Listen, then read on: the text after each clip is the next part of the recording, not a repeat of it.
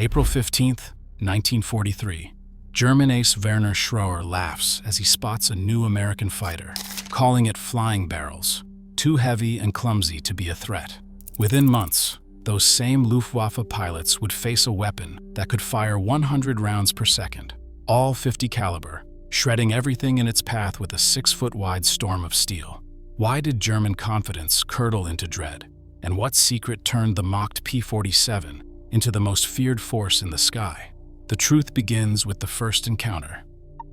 April 1943. The skies over Western Europe are thick with tension, but not everyone is impressed by the latest American arrival. German pilots, seasoned on the Eastern Front and proud of their Messerschmitts and Focke-Wulfs, spot a new shape lumbering above the clouds. Captain Werner Schroer radios to his squadron, his voice dripping with disbelief. The Americans are flying barrels. The phrase, captured in Luftwaffe logs, spreads quickly through briefing rooms and barracks. The new P-47 Thunderbolt, weighing in at 7 tons, looks nothing like the nimble fighters the Germans are used to hunting. Its wide, blunt fuselage and oversized radial engine draw laughter and jeers. To the Luftwaffe, it is a flying milk bottle, hardly a threat. Pilots joke that the only way to dodge a Thunderbolt is to get out and run around it. Technical officers dismiss it as an overweight brute, a machine that could never turn or climb with a Bf-109 or an FW-190. In spring 1943, German tactical manuals describe the P-47 as slow, cumbersome, and bested by any competent pilot. The consensus is clear. This American jug is an easy target, a flying curiosity destined for quick defeat. Mockery fills the airwaves and mess halls. The idea that such a heavy, ungainly machine could threaten the Reich's best seems laughable. But beneath the jokes, a new reality is quietly taking shape, one the Luftwaffe is not yet ready to see. 8 Browning M250 caliber machine guns line the wings of the Thunderbolt, 4 on each side, each fed by a thick belt of armor-piercing and incendiary rounds. In the cockpit, a pilot's hand squeezes the trigger, and nearly 100 bullets roar out every second.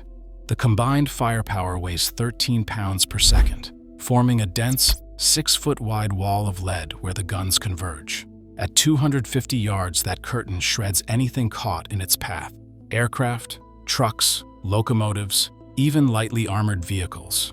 Gun camera footage from the 368th Fighter Group shows the result. Enemy fighters disintegrate in flashes of flame, while ground targets vanish beneath a storm of impacts.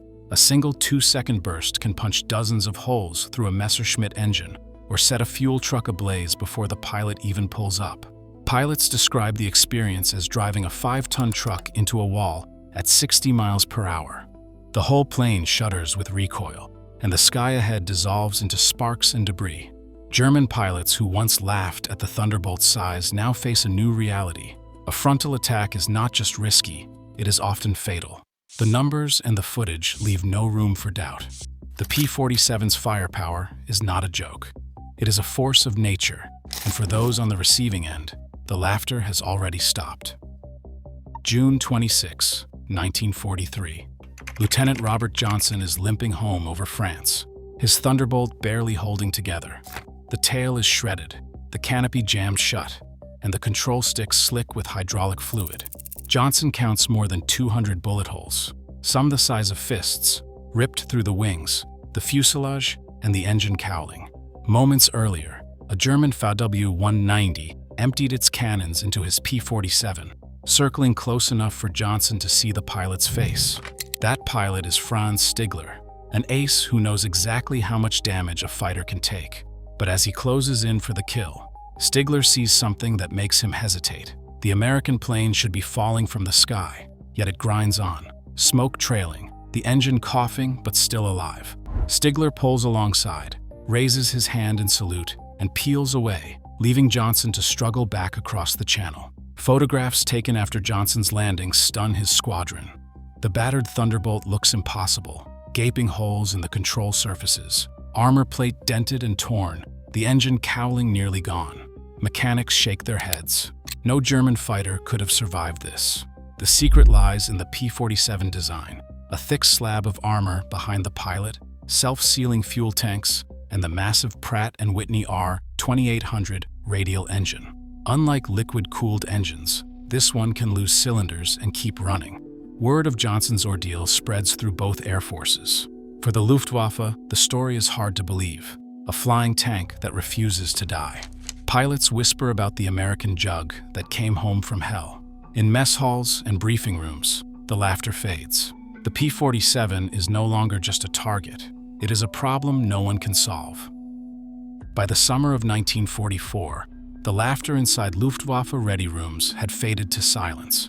New tactical circulars landed on briefing tables, stamped with the insignia of high command. Buried in the dense type, a single line stood out. Avoid Thunderbolt at ground level. Engagement not recommended. The manual did not mince words. Pilots were instructed to keep their distance from the American fighter, especially during low-altitude combat. The Thunderbolt's firepower and armor had changed the rules. What once seemed like a flying joke was now officially recognized as a threat too dangerous to confront head-on. In squadron meetings, flight instructors repeated the warning.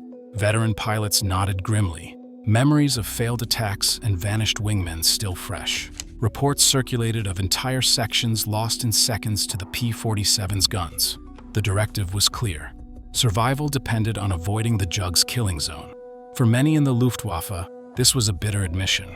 The same aircraft they once called a milk bottle now dictated their tactics. Major Joseph Priller, one of Germany's most respected aces, put the change into words. In his 1945 memoir, he wrote that he had laughed at them in 1943, and that nobody laughs now.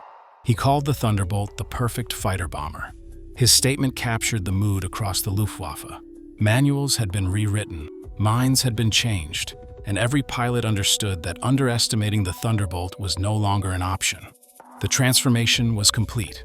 What began as ridicule had become a doctrine of caution, etched into the official record and the memories of those who survived. Thunderbolts tore through the backbone of German logistics with a brutality that statistics make impossible to ignore. From the Normandy landings to the final days of the war, P-47s destroyed 86,000 railway cars and 9,000 locomotives, grinding the Reich's supply network to a halt. Armored columns fared no better. 6,000 fighting vehicles and 68,000 trucks were left burning or abandoned along European roads. These figures come straight from United States Army Air Force's records, echoed in German after-action reports that described rail yards and convoys reduced to twisted metal. The numbers reveal a campaign of destruction no other Allied fighter could match. Attempts to intercept Thunderbolts exposed a widening gap in capability. The P-47 could dive at speeds over 500 miles per hour, a velocity that German Bf-109s and Fw-190s simply could not match without risking catastrophic failure. Luftwaffe technical officers logged repeated complaints. Airframes buckled, controls stiffened, and propellers threatened to overspeed if pilots tried to follow a jug into a steep descent. The P-47's unmatched dive speed forced a painful reassessment of what was possible in aerial combat. By late 1944, fuel shortages grounded many squadrons, and the Luftwaffe's pool of veteran pilots had thinned to crisis levels. The combination of unmatched dive speed and dwindling resources left German fighter units unable to reliably intercept or escape the Thunderbolt's attacks, forcing a reluctant acceptance that the old rules no longer applied. German infantry called them Jabos, a name spoken with dread in letters and diaries. By late 1944, daylight movement became a gamble as columns waited for darkness, hoping to avoid the Thunderbolt's wrath.